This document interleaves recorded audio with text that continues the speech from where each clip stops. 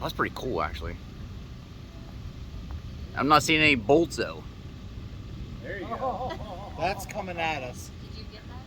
What? That's coming at us. I don't know. It looks like it's going away. I think it's going away. Well, if it is, it's the one going right above us. It's going to go by, just miss us. I think it is. Because it started over there. That's to now the north. Well, that's what it's just going to miss us. Because here it is.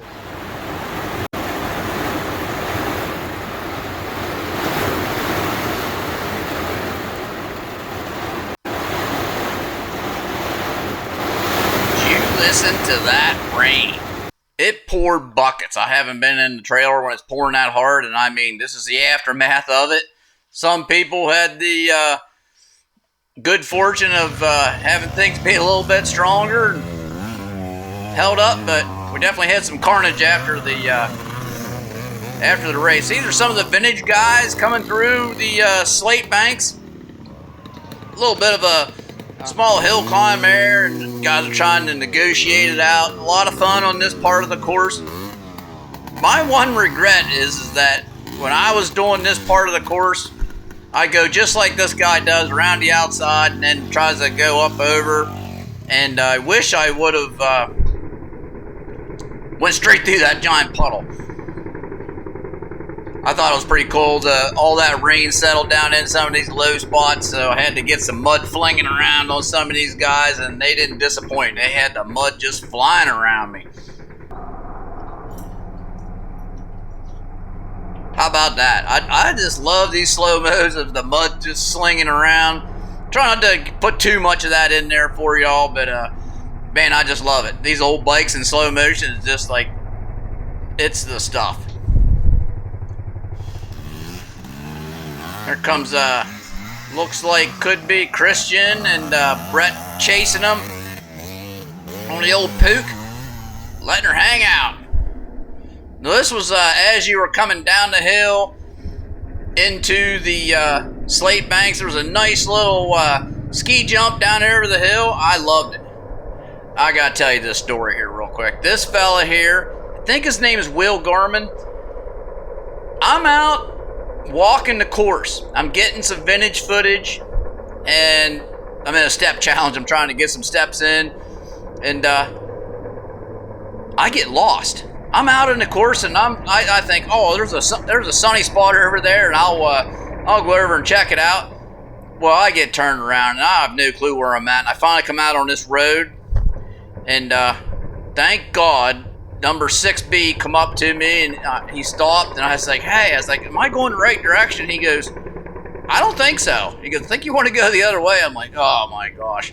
So I jump on the back of his bike, and he gives me a ride all the way back up to the slate banks, and I'm able to walk back to my bike and stuff like that. But big thank you coming out to old 6B there.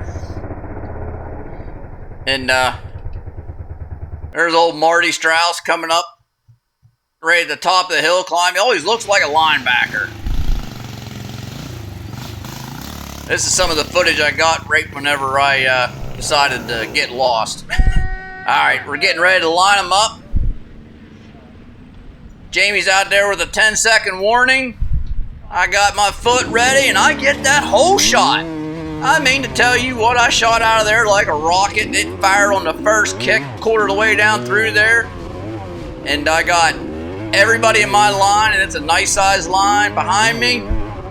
Clean track out in front. I'd already walked this a good bit, at least 2 miles of it. So I knew I had it a little bit tighter than yesterday, but also a lot more mud and stuff to deal with. But as like it was on Saturday, if this course was dry, it would have been just absolutely amazing. It would have been a great course. Not that, as far as conditions go, it wasn't bad at all. Snaking out through this old motocross course, it was a lot of fun. A couple little tabletops up there to just kind of bump up over. Some tight turns that were really slick. Just try to get enough up over there to land on the landing ramp on the backside of it and keep her going, staying smooth, trying to keep everybody I can behind me.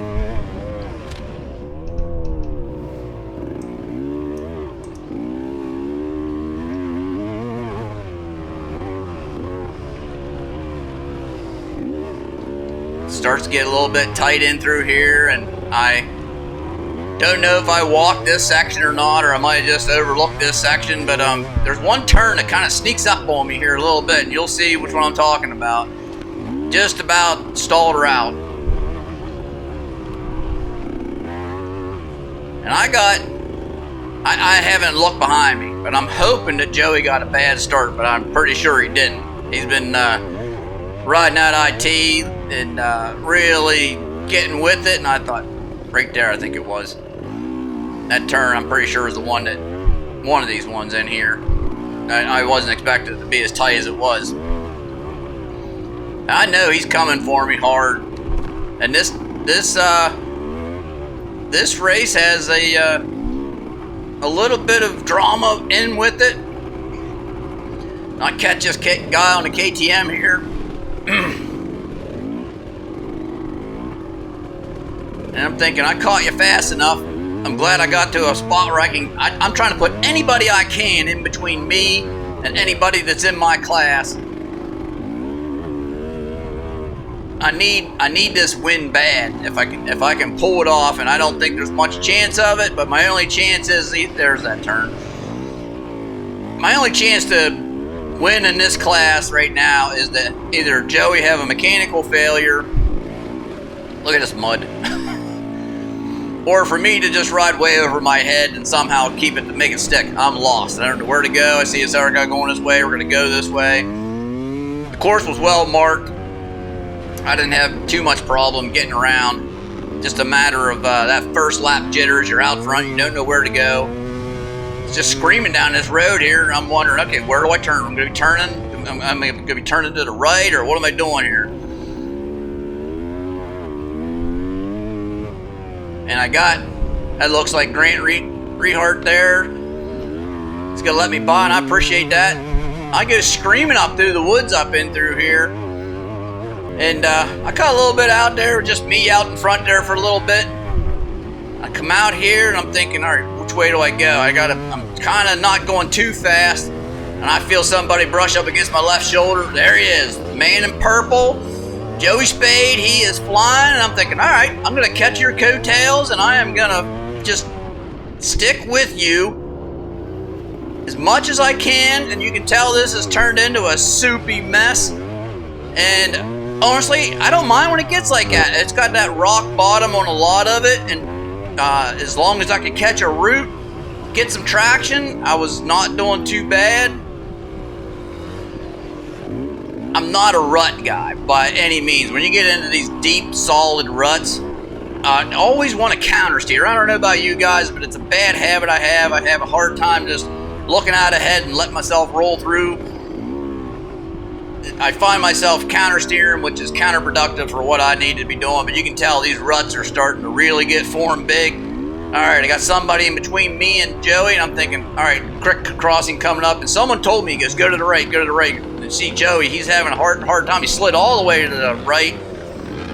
I just got to take that right, like, I can't remember who it was that told me, but it definitely worked out. I was able to get a quick pass on that guy, and then we're going to keep going out through here. It doesn't get any better. The course is slowly deteriorating. If you stick around till the end of the video, you'll see what I mean. I put in a lot of the mud holes after the first lap. Look, I mean, this is deep stuff right here. Deep stuff. Trying to pick the lesser of the two evils when it comes up to these mud holes, figure out which one you can navigate through. And I'm hanging with Joey, and I'm thinking, all right, this ain't bad. Bam. Get her started up and taking off. Coming up on the slate banks here. Joey pulled ahead of me there by at least a minute or so. And I'm just thinking, all right, I gotta like just hold my ground. I can't lose anything else. I don't know if I gave him the race or not, but a good chance of it. We'll see how this plays out though. So cross the road here. I know the slate banks are coming up. This should be fun. A lot of fun stuff in this section. Make that left-hand turn. Gonna head down toward this ski jump. Wham! Yeah, get a nice little jump down toward the bottom there. And I remember that stay to the left and then stay to the right. Stay out. Keep yourself out of that mud. And I wish I'd have went straight right here. I don't know how well my camera would have made out, though. That's the one thing I was afraid of. I almost do this step up, and then right the last second, I jump over to the left. I think, what am I doing? And I'm snaking back now. This is heading toward... We're heading back out to where we're going to cross over the start line. Right here's that one section. You saw that guy on a BSA on Saturday's video just zigging and zagging all around.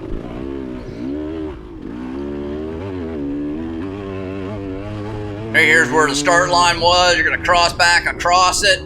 Big rock there you got to kind of navigate around. Now, I'm kind of just screaming up through here.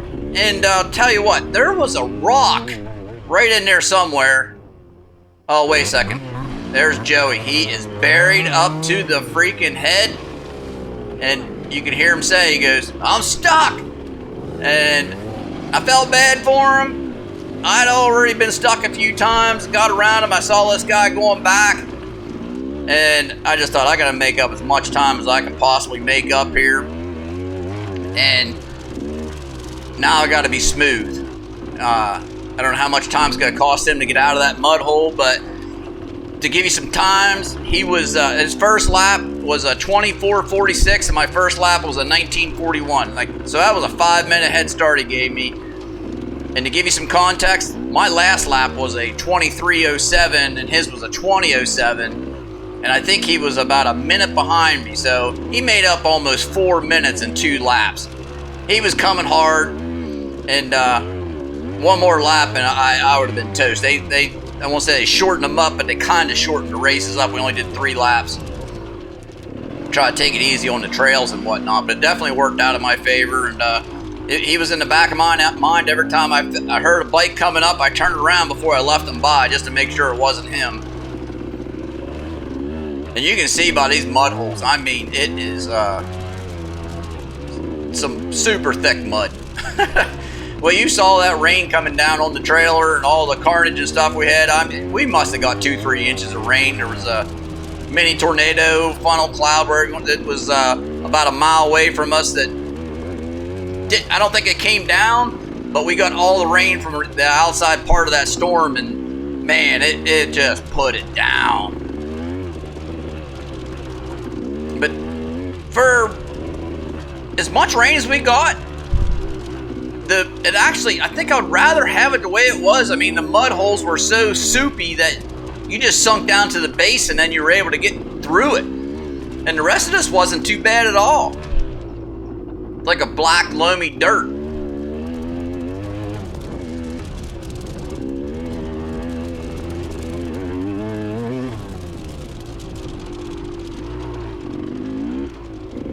This is the time in the race where I'm like so nervous. I'm just thinking to myself, all right, be smooth, don't make too many mistakes, keep the bike upright. You go down, you're just giving that guy a chance to catch back up. And I was just trying to stay smooth and upright. That's all I was worried about. I wasn't worried about going extra super fast, just trying not to make the mistakes where I was gonna stop myself. I recognize some of this course from years past, and I like the way they included certain parts and they took out some of the bar banging stuff you could barely get your bars through. I thought they did an excellent job out here this year on the course. Kudos to you, Dave, and the other track crew that were out there. I thought you did a great job.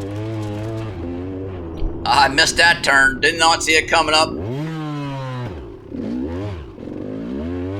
At least we didn't mess anything up there too bad.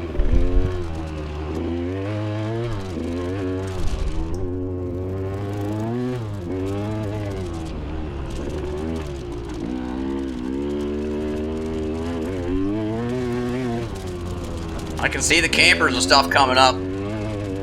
I'm not parked too far away. That means that I'm coming up close to that sinkhole again. It's always fun going up there. You got the crowd cheering you on and everything. And I know I'm making my way back up in toward the start-finish line.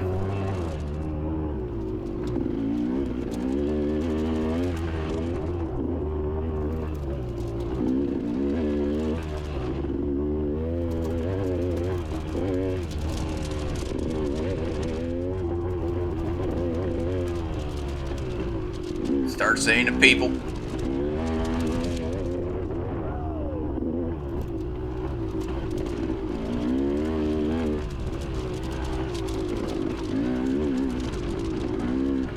Oh, that's right. We didn't do the, I don't think we did do the sinkhole there. Coming around, and that's one lap in the books there, folks. Now, I did try to include some of the mud pits that were in and around the course there, going later on in the race. I did end up snagging a win on this one. It was strictly because Joey got stuck in the mud, that's for sure. I mean, if he hadn't gotten stuck in the mud, I never would have caught him. But I was fortunate enough to take advantage of his misfortune, and I don't wish him that in any kind of race. I want to beat him heads up. But check out this mud. I tell you what, it's some good, thick stuff. Alright, hope you enjoyed the coverage. I just kind of included the best of the mud holes there toward the end of this video, and I'll talk to y'all a little later on. Redlow Park is coming up here soon in about 2 weeks, and we'll get out and get motocrossing and cross country in there. I'm looking forward to that race. I got some work to do on the bike though. I bent the front disc up on my bike. It barely turns. I caught a big stick in it. Bent the hell out of my front disc. Now I got to get that fixed and a lot of other stuff. I got oil to change air filters. Got to do some clutch work. You name it. I got a buttload of stuff. Got to cut that back tire, put a new back tire on. Getting ready for the back half of the season. So hope y'all enjoyed it, and we'll talk to y'all a little later on. Adios.